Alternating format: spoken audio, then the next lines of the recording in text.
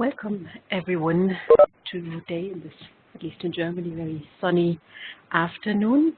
Thank you for joining us today. We'll start right away, and I'm sure a few others will join us along the way and listen into what we will discuss this afternoon. So we would like to welcome you to the third and final webinar of the Green Search project today. And this European Commission finance project has run for 3 years now, since 2013, and is actually now in the last 2 weeks and will end at the end of October. And the project has been implemented by 23 partners from all over Europe, really, with the University of Copenhagen being the coordinator. So if you haven't heard about it before, you may wonder what Green Search is all about. In a nutshell, one could say that the main interest of the researchers was to find out how the ties between green spaces on the one hand, biodiversity, people, and the green economy on the other hand can be strengthened strategically. We wanted to find better answers to address some of the major urban challenges in European cities. For example, how social disparities or climate change impacts or even the decline of biodiversity are affected and interlink with each other. It was also equally important for us to understand in more detail how can one put an appropriate value to the many functions and services of urban green, both in non-monetary as well as in monetary terms, really sort of looking at the diversity of the values of urban green. And what Green Search found out can really now help plan and govern urban green infrastructure in a better way than before the project. To make our insights more easily available to urban planners and decision makers, we have actually produced a handbook on urban green infrastructure, which contains a wide variety of useful materials, which we then will hear a bit more about during this webinar, and also at the end of the webinar, we will let you know where you can access it. Today, we will, over the next 45 minutes or so, explore how cities and universities can, based on Green Search experiences, learn from each other and work together more effectively for greener cities.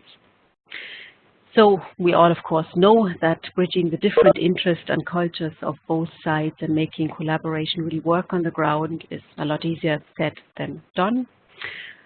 So the overarching question we have to our webinar today is, how can local governments and researchers move from merely exchanging information to actually generating knowledge and making urban green infrastructure happen together?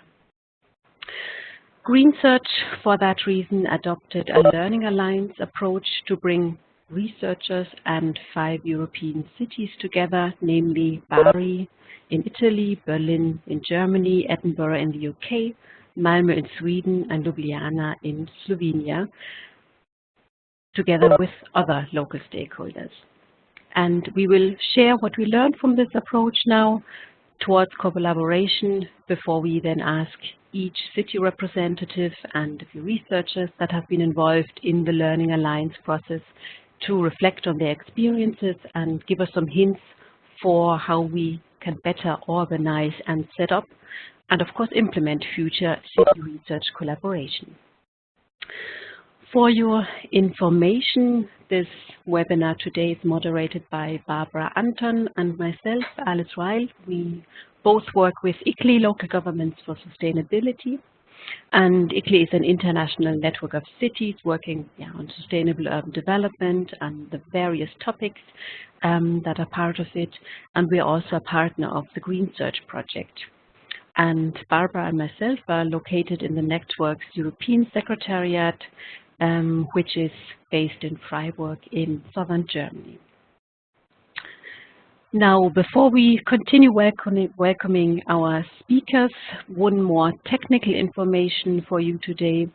So if you want to ask a question, for example, you can submit it through the chat box.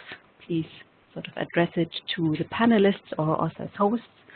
And in addition to your question or remark, please also, of course, state your name and particularly your organization, as well as whom you are directing the questions to, if you want to ask a specific speaker or just, of course, a general question, that'll do as well.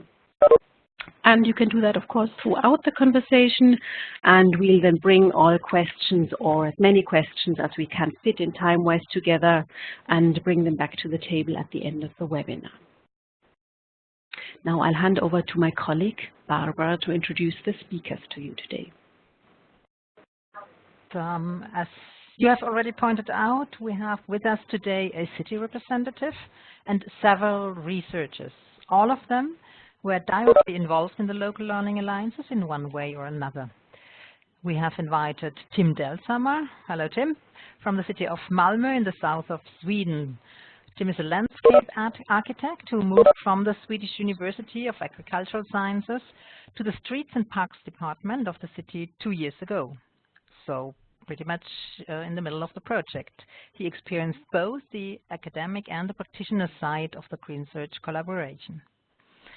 We are also joined by Rike Hansen. Hi Rike, from the Technical University of Munich, Germany. Rike is also a landscape architect and will share how she worked with cities to produce a comprehensive and hands-on guide on urban green infrastructure for urban planners. And finally, we have Rosalia Svejic from the University of Ljubljana in Slovenia and Sander van der Jagt from the Forestry Commission Research Agency UK. Hello Sander, hello Rosalia. Both were doing some of the research in Green Search, but they also facilitated the collaboration in Ljubljana and Edinburgh respectively, and will explain, amongst others, why a skilled facilitator is vital to the process. Now, before we sort of start our conversation and learn more about cities, how cities and universities partnered up in Green Search, we wanted to share with you beforehand how Green Search actually defines urban green infrastructure, because there are really quite a few and often slightly different definitions out there. So as you can see in this slide, we at Green Search understand urban green infrastructure as, on the one hand, a network of green and blue spaces in urban areas, which are designed and managed to deliver a wide range of ecosystem services and other benefits, and that at all spatial scales. So with this in mind, we will now enter into our conversation. Before we sort of find out about the different experiences of the Green Search partners involved, Barbara will briefly highlight and explain to you actually what's behind the Green Search Learning Alliance process or approach. Yes, let me do that. What we call the double helix approach reflects the overall methodology of how we were working, both with researchers and with local stakeholders on the ground. As you can see, what we are trying to do is to acknowledge that expertise and knowledge is on both sides of the equation. There's science, more formal knowledge that is generated at an academic level, but then there's lots of experience and other expertise and local specific knowledge on the ground that that belongs to practitioners, that belongs to policymakers or stakeholders of all kinds. So what we were trying to achieve is that these two sides of knowledge come together. So we have a combination of a science-driven and an experience-driven generation of knowledge at the same time. So the format in how we were doing that is the Learning Alliance. If you can go further, exactly. So what do we call learning alliances? We define them as, and also practice them during the project as multi-stakeholder partnerships that most importantly were defining at the beginning of their work an issue of common interest. This has been very important to find as an incentive and a motivation for the collaboration throughout the project. So each of these five or in each of the 5 cities that we were working with, a group combined of Green Search researchers, but then also local people came together to work on these questions that they had commonly defined. We were mostly interested in making sure that the municipality is on board and plays a good role in these learning alliances, because they are obviously the ones that are in charge of urban planning, and if we don't bring them in for this particular topic of green infrastructure, then we are missing out on a very important stakeholder. So these learning alliances can be defined as partnerships for shared learning and understanding that are addressing and solving an issue of joint interest, and that will eventually lead to, hopefully, a more demand-led research. Having said that, I'm turning to Sander to ask him, in your role of a researcher, you have also led the evaluation of the Green Search Learning Alliance process. Having reviewed the activities and results in all 5 cities, what have you actually discovered as key ingredients for making such a collaboration process work?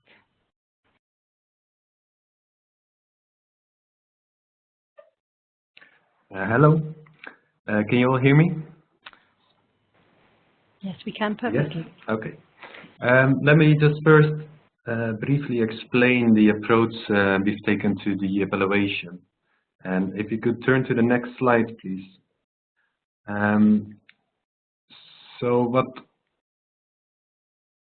Could you turn to the next slide, please? Anyway, I will just keep talking. What we looked at is at different impacts of the exchange that happens in the Learning Alliance, and varying from the instrumental impacts, which we briefly illustrated in the slide by Barbara, which are the policy impacts or the impacts on green space on the ground, to conceptual impacts, which are more things like changes in understanding and ways of thinking by practitioners, capacity building impacts, which are new skills, knowledge, decision support provided, enduring connectivity, which is regarding improved social links between different stakeholders, and attitudinal, which is about changed attitudes to knowledge exchange.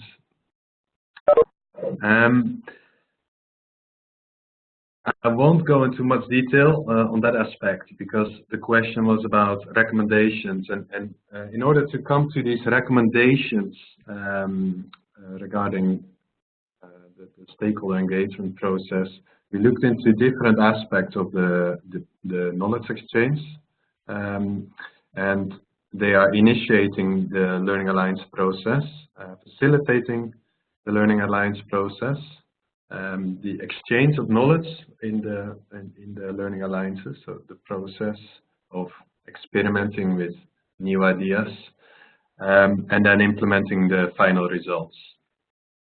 And for each of these stages, we asked the question, how has that been achieved? And we asked that question to the facilitators of the Learning Alliances, as well as between 2 and 4 practitioners that have played an active role in these 5 Learning Alliances. In addition to that, we interviewed work package leaders about their ideas of how we could have done the process differently. And then finally, we had a survey which we sent out to all remaining stakeholders, in which we again asked about some of the impacts that had been achieved and how they felt they had been achieved and what could have been done better potentially. Okay, so that led us to a number of recommendations. First of all, we need to tailor the research program to knowledge needs, local knowledge needs. And this is actually something that could perhaps be done in the research planning stage already, where we are selecting cities. And what we found is that different cities deal with widely different issues, and it was sometimes difficult to accommodate them all within a single research program. Alternatively, there could be more of an intensive exchange between learning alliances and researchers, where, for example, work package leaders could visit learning alliances, especially in the first stage when they're still designing the research process. And also we could invite practitioners along to research meetings. Second point is involving the right people, facilitators as well as practitioners.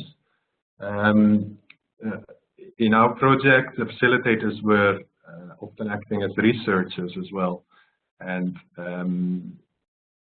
I think it went pretty well in our case, but interviews with work package leaders revealed that there's also researchers that are really not suited to this process because they would just like to do their research and focus on publishing papers, and that's not necessarily the kind of mindset that's helpful in this process. So it's a long-term process. There's not necessarily going to be very tangible results at the end. And practitioners as well, we need practitioners that are committed to the process, also have a certain level of legitimacy, credibility to actually implement perhaps some of the solutions that are developed together in the learning alliances. As a third point, it's important to define the roles and responsibilities very quickly, I would say, in the process. This is actually something I've been running into as part of a current project where I was communicating with the local authority, and they had a certain expectation, and my expectation was slightly different of who would do what, and that led to a bit of a delay in the process. And once we actually had discussed what our roles and responsibilities were, we very much improved the process of working together. Fourthly, we need regular meetings, and ideally on a predetermined schedule, so that we don't lose a lot of time, especially in the beginning, just focusing on the research and thinking that the stakeholder engagement is something we do on the side. No, I think we need to take it very, very seriously right from the start, and probably one of the best ways to achieve that is to just plan these meetings and then look for a suitable topic for these meetings, perhaps later on, so we don't have to set them right from the start because we don't know what we're going to be focusing on, but it's good to commit yourself to organizing a certain number of meetings every year. Then providing the right incentives is all about focusing on the topics that stakeholders care about. So we cannot just come with our own ideas. I think it's very wise to just first sit back a little bit and see what are the kind of topics that local people come up with in this process. It's also about perhaps providing some funding as part of the research project to these practitioners, because they're equal partner in the process. And we didn't have that in green search in most of the cities, which was a bit problematic in terms of getting people to commit the time required to develop new solutions. Okay, then moving on to the final slide. Two more points. First of all, we have two learning alliances that created an identity with a logo and some clear communication strategy, and I think that creates a level of credibility and ownership, and also outward communication, which can really facilitate the process locally. And then finally, stakeholder monitoring and evaluation. We had a process where we mapped in different stages the relevant stakeholders and also relevant stakeholder attributes, and try to monitor that over time to see what some of the impacts were. Now, the benefits of this process is that one, we involve the right stakeholders, but also we can demonstrate the impact of the process on the actual stakeholder landscape, where we saw in some cases that stakeholders have formerly not been engaged in decision making about green cities. green spaces have suddenly become much more important. So these are some of the recommendations, and they will all be described in a deliverable 8.7, which is due at the end of this month. Thank you very much, Sander, for sort of outlining how we actually evaluated what we've learned and how we then came up with recommendations for future collaboration projects as well. With that being said, I would like to continue with Tim from the city of Malmö. Tim, you've been on both sides really of this collaboration process. You worked for a very long time as a researcher and are now part of the Streets and Parks Department in the municipality of Malmö. So does your approach working with researchers now differ, having switched sides? And what are the key factors to make it work, in your opinion? Well, the main change for me is that I don't have to apply for money, because I left that for my old colleagues at the university. But talking about the success factors, I would like to highlight that there's been a long-term continuous cooperation between the city of Malmö and the adjacent universities. There are 4 very close universities. It's Malmö University, Lund University, Swedish University of Agricultural Sciences, and Copenhagen University, which is, of course, important. But it's also important for both parties to recognize the conditions for going into these kinds of cooperation, like from a planner's point of view, you need to understand how a researcher needs to act and to plan his or her work. And from a researcher's point of view, it's important to understand how a planner needs to plan his or her work.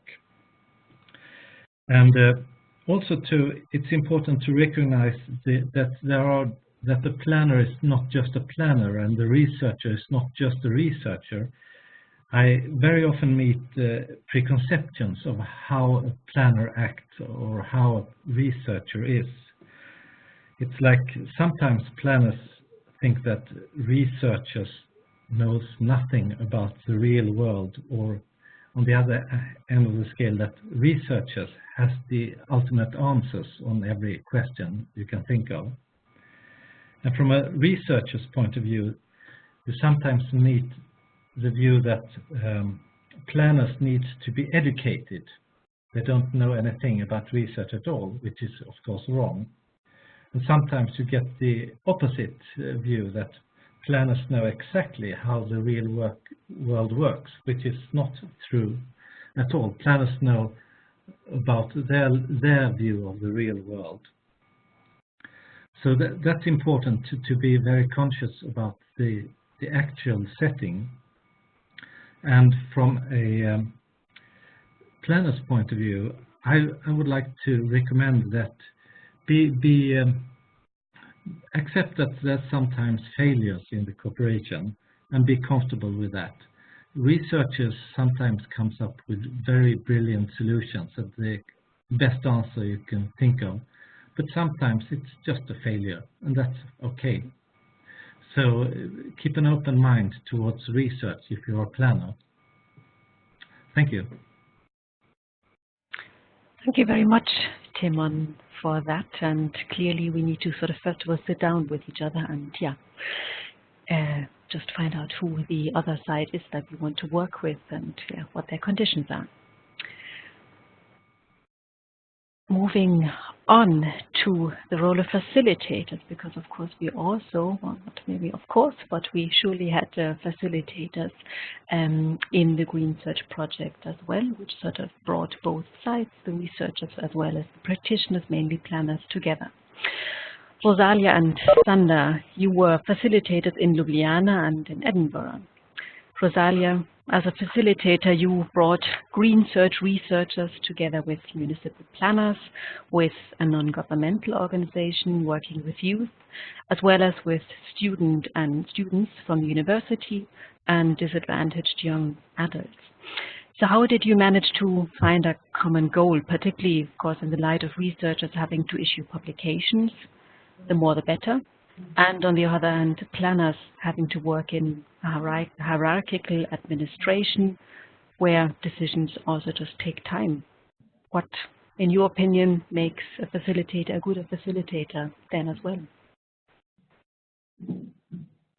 This question, can you all hear me?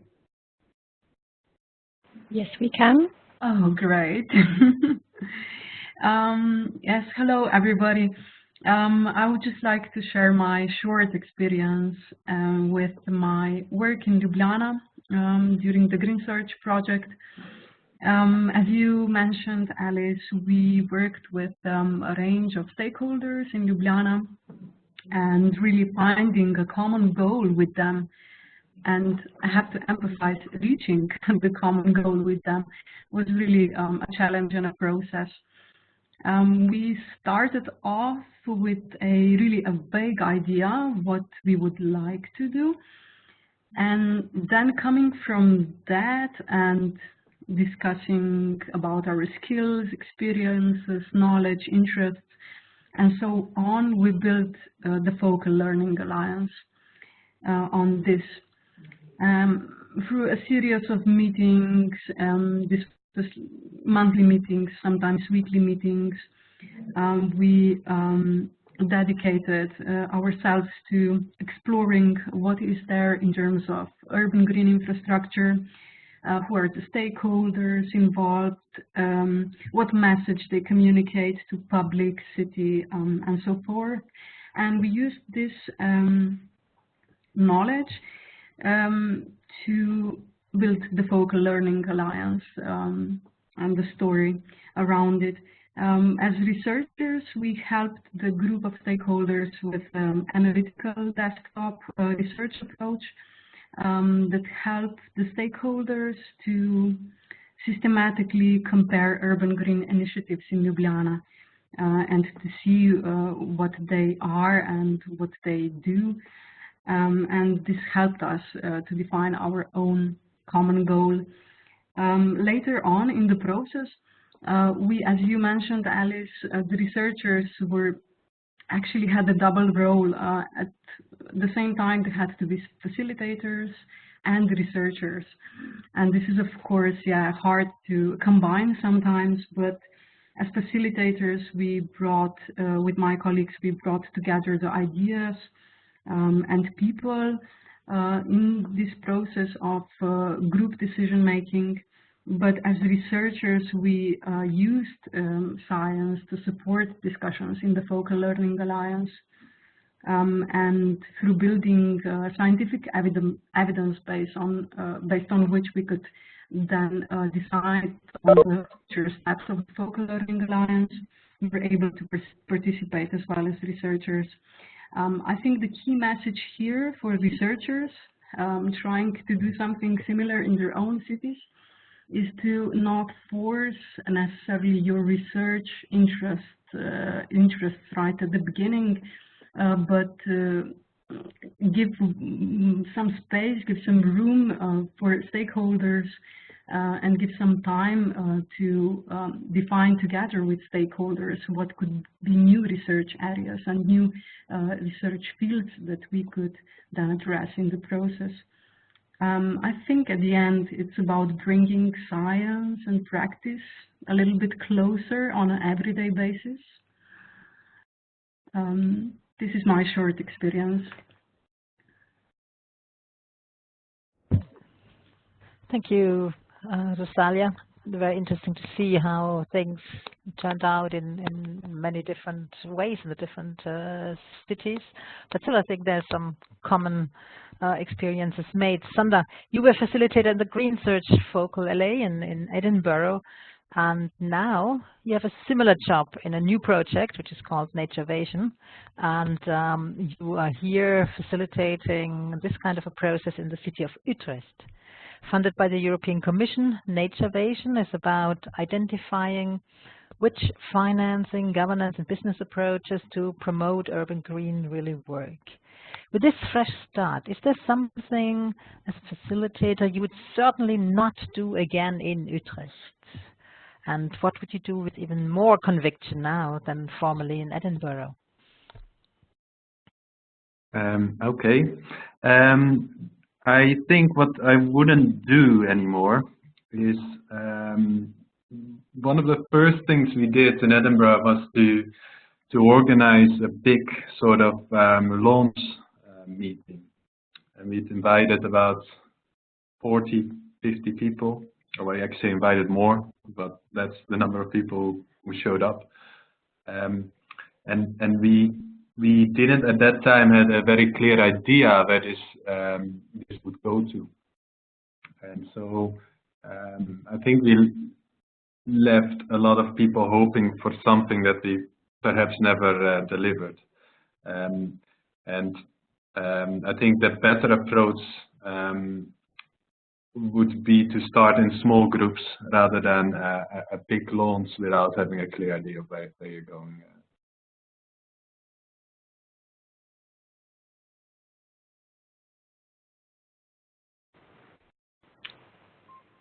Sander, did we lose you just there, or that was the end of your input? That was the end of me. All right. Perfect. Thank you for that. And we've heard now from the city of Malmö and from Sander and Rosalie, who work at the University of Ljubljana and in Edinburgh, now actually in the University of Utrecht, and who sort of were researchers as well as facilitators. And now we would like to actually hear from one of the research partners in Green Search who worked closely together with the 5 cities. Rike, you focused on challenges and success factors for urban green infrastructure planning and have developed the guide for planning of urban green together with 5 cities. First of all, what does it mean actually in practice to develop a guide with cities? And I think what probably quite a few people in the room here are interested in, what was especially challenging and how did you actually overcome these challenges? Yeah, I mean, I have to say, honestly, we started to work with researchers and not with cities because we had our scientific tasks.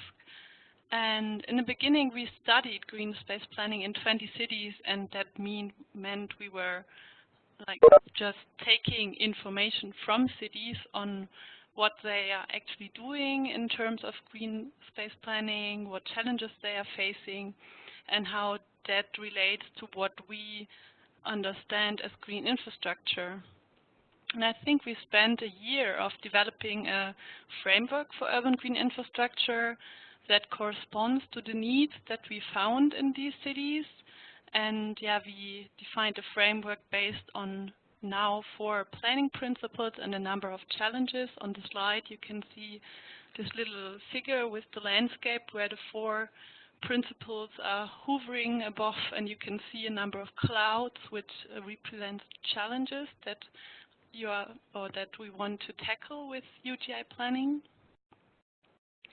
And yeah, like this was the first year, and even in the second year we still more worked with researchers studying cities, and there we looked for good practice examples. How can one translate this idea of urban green infrastructure planning into the ground, on the ground? And of course we interviewed a lot of cities, but we in a way did not really give things back.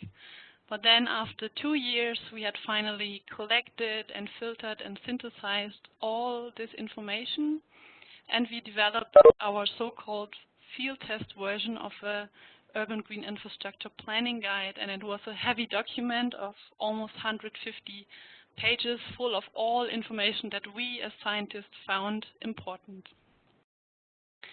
And yeah, this was shared with the involved stakeholders in Green Search, and we collected their feedback. And also in the last 2 years we had a lot of meetings and workshops with the different cities, and discussed with them what they would really need, and it was very good to have this guide as a kind of basis and to provide a specific idea of urban green infrastructure planning and then be able to discuss it on something on the ground or that you could have in your hands. And for the last year, then we undertook a very extensive review of this guide, taking up many of the suggestions from the 5 cities and also more people that have been involved. And so we tried to move from a way how scientists thought the information should be presented to a more accessible format. We reduced the text length, I guess, at least at the half, and we focused a lot on the good practice examples, and we included a checklist so that planners can evaluate themselves against this checklist. We tried to find tools that could be helpful and also try to explain how they could be implemented in planning. What was very challenging, I think, it's to manage the interest and demand from the researchers and also the information needs of the city planners, as the speakers before also said. And we also had, of course, this, that we know the planners have a lot of knowledge, and we don't wanted to educate them, but we wanted to just present something that could inspire them, not like provide them something you should do A, B, C, D, but we more created the guide with standalone chapters so that a planner can hopefully find something of interest or look at a good practice example without having the idea that this is a heavy textbook that needs to be studied. But of course, I mean, the cities across Europe and across the world are very different, and you have cities, for instance, like Malmö, that already know a lot, and you have cities that are happy for any kind of information that is freely accessible to them. So you cannot create a one-fits-all solution. Yes, and maybe to sum up, for us it was very important, I think, to include this good practice examples, because then it's more like cities can learn from cities and it's not us trying to educate cities. Thank you, Rike, for that. Maybe one question at the end as well. Sort of looking back at the last few years, 3 years, and really sort of intense, working together with cities. How did your research, or did your research benefit from this collaboration process? I mean, I work on planning and planning theory, and so of course I cannot do my work without studying what the cities are doing. And so I'm very much from applied research, and so this is a normal practice. But of course the project was a very good opportunity to get to know some cities better and get insights that you usually won't have, and really be able to discuss things in detail during the workshops, and learn a lot from the cities and also how different the cities are across Europe. Thank you very much for your reflections from the research side of the project. Now I would again like to encourage you to ask some questions. You can just insert them in the chat box, which you see, I think, on the right-hand side from your point of view, and state your name, your organization, and who you would like to address the question now, because I think research city collaboration is sort of more and more being done in European as well as in national projects, and also perhaps you would like to share some of your experiences here as well. While we collect some of your questions or remarks you may have, we have one question, and I would like to ask my colleague Barbara to take over. Yes, I found it quite interesting to listen to Tim and hear his reflections on how researchers often think about urban planners or people working on the ground, and the other way around, how planners might think about researchers. And as it turns out, these kind of perceptions are often wrong. So we definitely need the right kind of individuals to make this collaboration and communication in the first place between researchers and practitioners happen. On the other hand, maybe I think it's not only about individuals having the right mindset. It's also about working conditions, framework conditions. And I was wondering whether one of our speakers could contribute to or elaborate a little bit on what is important for the kind of working conditions or working context on the side of a researcher, as well as on the side of a planning office, let's say, to make this collaboration work. Any ideas that you could contribute to this? Maybe even the institutional setups have to be changed in some way on both sides. Well, I'd guess that most planners, when they start to collaborate with researchers, they're looking for answers that they can apply the same day into their practice. So the researchers must be aware that planners are in search for answers. But if you can agree with the researchers and between the researchers and planners that there won't be any answers until 2 years or so, then you could start on the same terms.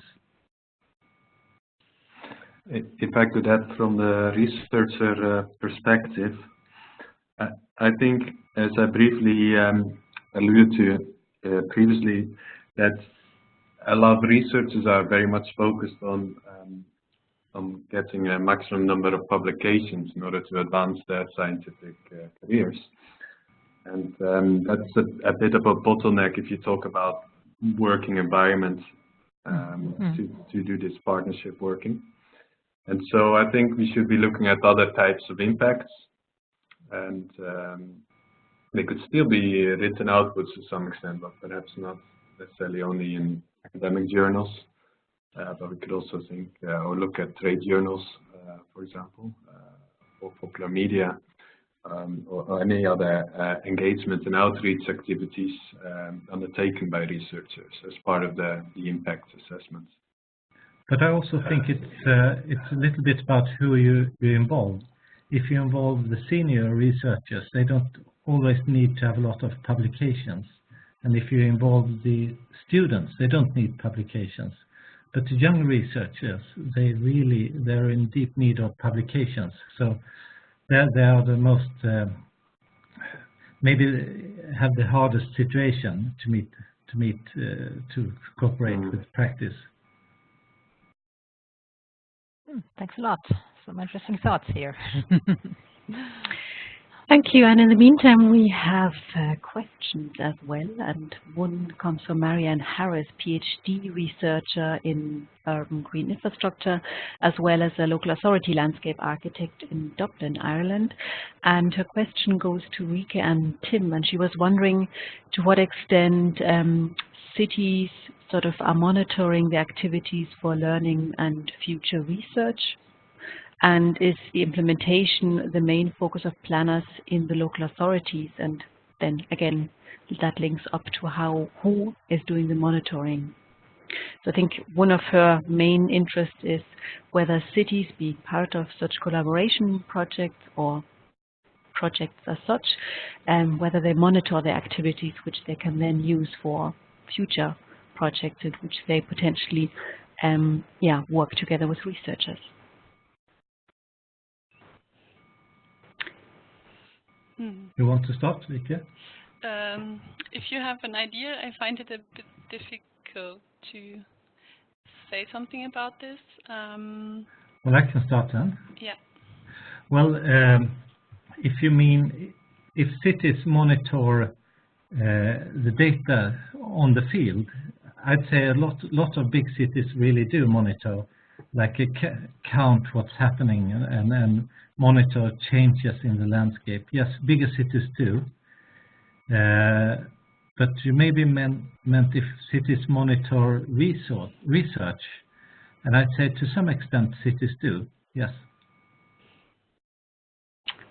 Thank you, Tim, for that. Rika, any thoughts on your side, or should I continue with the next question? Yeah, I mean, what we learned from our studies that a lot of cities say they should do monitoring, but I mean, it's not monitoring of research, but monitoring of their activities in general, and that this is often difficult. And I mean, from applied research project, I also know that maybe you monitor in the course of the project, but in the end, then not. Yeah, and I think about like maybe monitoring research. I think a lot of cities or like a lot of planners have their platforms formed for knowledge exchange, and they don't really have a lot of time to look for things themselves, but they need like knowledge brokers or formats where they get access to new knowledge. But I also know of, as Tim said, the bigger cities that have own staff for research and like also setting up research projects. Okay, thank you very much for that. And we actually already have a reply from the person, from Marianne, asking the questions. And she says, I find that they are doing that, but not getting a chance to write it up for sort of others to learn.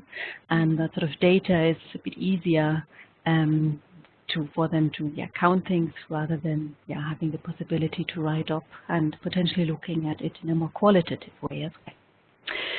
Thank you for this question, and there's one more question for which we have time before we wrap up. And this question comes from Francesc Baró from the Autonomous University of Barcelona, where he works at the Laboratory for Urban Environmental Justice and Sustainability. And Francesc is actually involved in Naturevation together with Sander, and he is particularly interested in finding out how Green Search Learning Alliances have dealt with stakeholder fatigue, as we of course brought together different groups of actors again and again throughout the year. This question goes to the facilitators, Rosalia and Sander.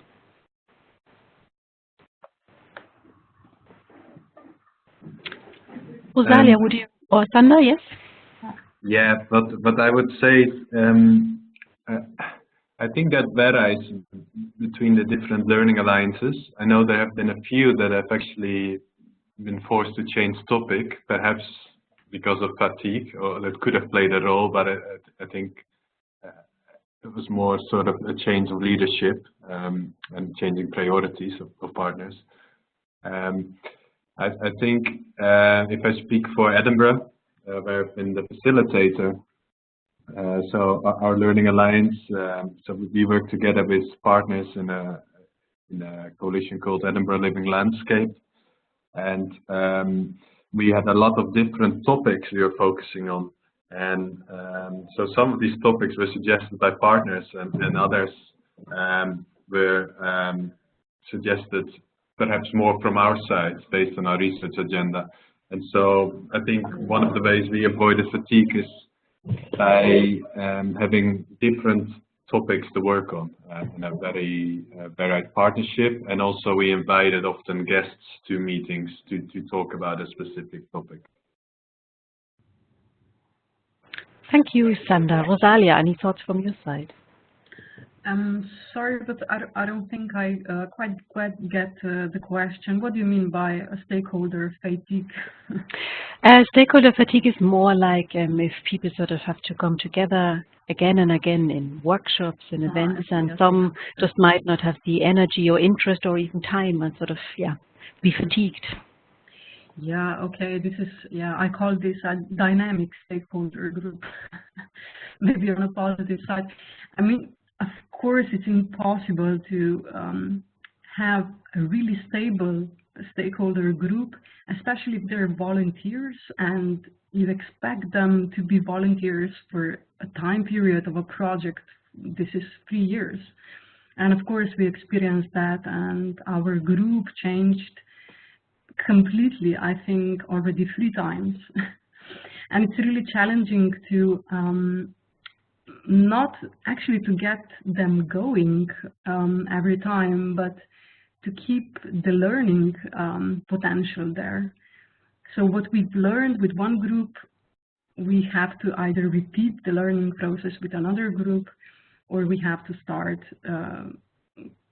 with our activities from the beginning. So it is quite challenging, but it really helps if facilitators are a group that doesn't change, and they can then, with their experience, they can then lead the process so that every new participant also gets the full experience of the project. Thank you, Rosalia, for that as well. So I think we got quite an interesting overview of what your experiences were, and particularly what you would recommend others to do who are in a similar or in the same position in other projects, may they be local, national or even European projects. That being said, that brings us to the end of our webinar today. If you're interested in the handbook which Rike presented, it will be available soon on the project website. But of course, we have some paper versions too. So if you're interested in obtaining the handbook, please write to us at greensearch@icle.org by the 25th of October. I just put the details here into the chat box, and state your interest how you would use the handbook, because you're really interested actually in how this Green Search product is taken on. And this handbook includes two comprehensive practical guides. One is, as Rike mentioned, really on how to plan urban green infrastructure, while the second one is on governance aspects. And it also includes a range of shorter materials, 2- and 4-page long documents, which provide facts as well as policy recommendations on a range of green infrastructure aspects. And of course, if you want to find out more about what the Learning Alliances did more in detail, please also check out our project website and look at the newsletters there, and the website looking mainly at the Learning Labs or Learning Alliances. Otherwise, we can only say, if you want to continue the conversation with practitioners as well as researchers, then you can join the LinkedIn group called European Green Infrastructure Practitioners Network and Learning Alliance, which I will put into the chat in a minute now as well, where over 340 members come together and really sort of exchange on different new products, ask questions, and have a platform to see how we can together promote urban green infrastructure. And actually, the recordings of today's webinar, if you weren't able to join or only partially, as well as the first two webinars, will be available soon on the project website as well. And the first webinar, we took a look at how the academic discourse on urban green infrastructure changed over the past 2 years, while in the second webinar, which took place in June, we talked to the cities of Melbourne and London and explored with them how they use green infrastructure to respond to their urban challenges. So we invite you to take a look and get in contact with us via email if you're interested in a handbook. And we wish you a good day and hope to continue the conversation with you in LinkedIn or in future events and other projects dealing with green infrastructure or nature-based solutions over the next months, years to come. So thank you to you participants and of course to all of our speakers, and let's stay in touch. Bye-bye.